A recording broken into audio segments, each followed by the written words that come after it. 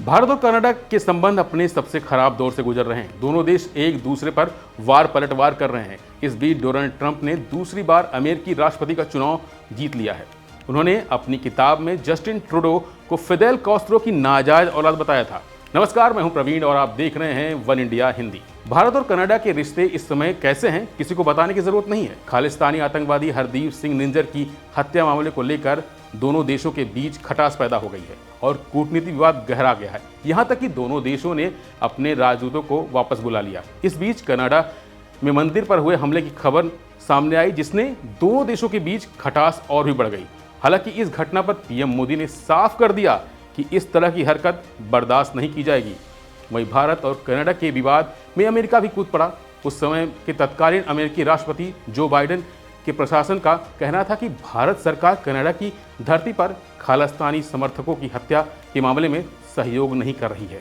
America के इस रुख से सवाल पैदा हो गया कि क्या कनाडा के प्रधानमंत्री जस्टिन ट्रूडो जो बाइडेन की आंखों में धूल झोंक रहे हैं। अमेरिका के इस रुख से जस्टिन ट्रूडो भी सातवें आसमान पर थे, लेकिन अब दूसरी बार अमेरिका के राष्ट्रपति चुने गए डोनाल्ड ट्रंप और पीएम नरेंद्र मोदी के अच्छे मित्र हैं।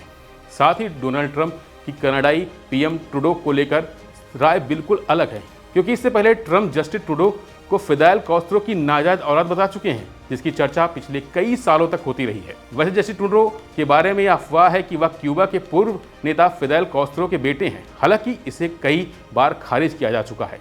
यह अफवाह जस्टिन ट्रूडो की मां मार्गरेट ट्रूडो के 1970 के दशक में हाई प्रोफाइल सामाजिक जीवन के बारे में अटकलों से फैली, जिसे बेबुनियाद बताया गया।